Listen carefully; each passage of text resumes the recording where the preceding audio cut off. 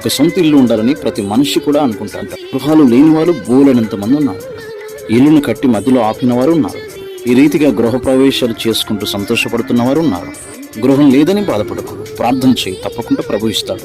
ఈ లోకంలో కట్టుకున్న గృహాలు ఏదో ఒక రోజు శిథిలమైపోతాయి. మనిషి శరీరమే ఒక గృహము, అవే పరలోకంలో ఉండేవి.